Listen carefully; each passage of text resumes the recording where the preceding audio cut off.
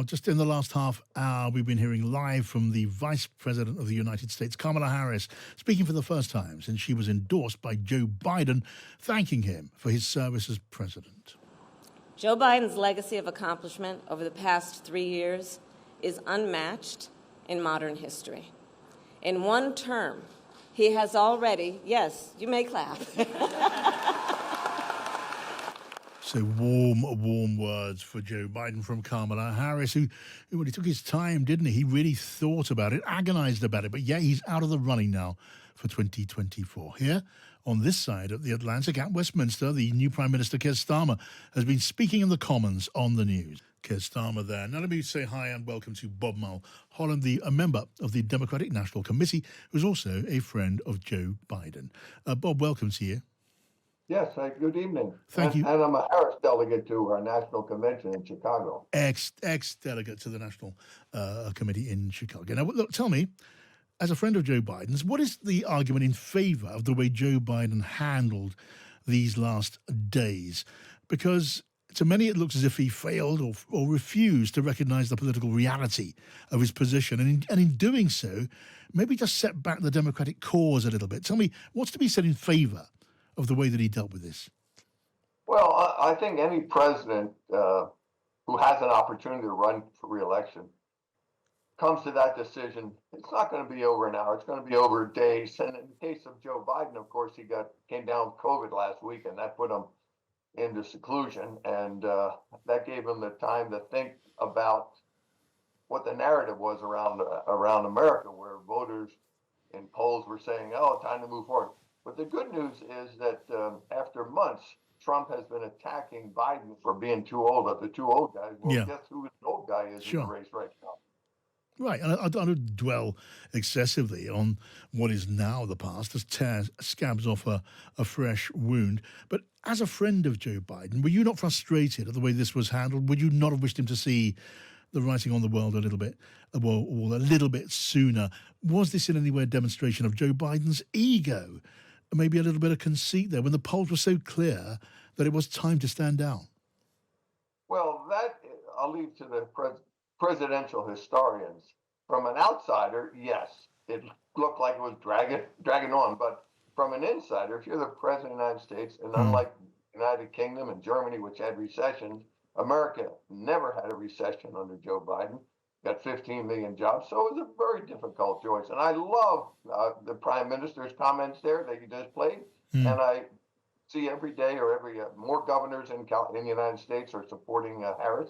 So from the American point of view, today is a new day. We have a new nominee officially in Chicago next month. Yeah, and he has, of course, endorsed Kamala Harris to be his successor as the Democratic runner for the presidency in the election in November. Is that just a natural consequence of having her as his running mate? Is there maybe just an element there? I don't know. Is there an element there of saying, Yahoo sucks to people like Nancy Pelosi, who didn't seem to be keen on Kamala Harris becoming the successor? Maybe Barack Obama in the background wasn't clear that he was behind Kamala Harris. Is this a little bit of that to them? No, I've been in this business for over 50 years. I'm not an insider with what we're talking about here, but I think it's smart of the Democrats. You mentioned Pelosi, the former Speaker of the U.S. House. You mentioned former President Obama. They will all endorse Harris this week. It's deliberate. You don't want all your top 20 endorsements to be out in the same hour. Right. You want to drag it out for days. Right. Okay, so it's part of what is now the choreography, you say, and we'll see that play out if you're right about that, and maybe you may well be right. Now, when you look at the position of Kamala Harris now and the baton she's now taken up, is it fair to say that in some ways that Joe Biden, he's endorsed her, yeah, but did he fail her a little bit? Did he fail to cultivate and nurture her as his natural successor, the way that he gave her responsibility for the border, which turned out to be such a tough mission? Well, even in 2000, Vice President Gore, a majority of Americans could not name the vice president. So that's very typical. We say, oh, the vice president should get more attention, or the president should give the vice president more responsibility.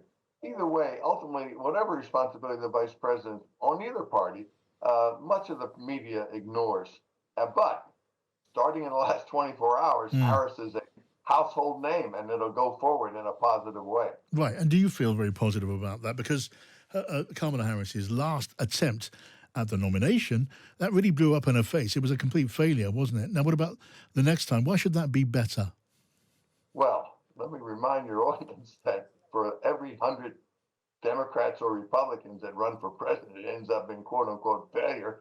Al Gore ran for president in 1988, but nobody remembered that. And Bill Clinton picked him in 92 as VP, and then, they got 8 years in the White House and almost got Gore elected to presidency, but the U.S. Supreme Court ruled 5-4 against, counting all the ballots. So that was a failure on the American political system. But yeah, vice presidents are rarely, the old joke about vice presidents. A vice president wakes up, finds out if the president's still alive, then goes back to sleep.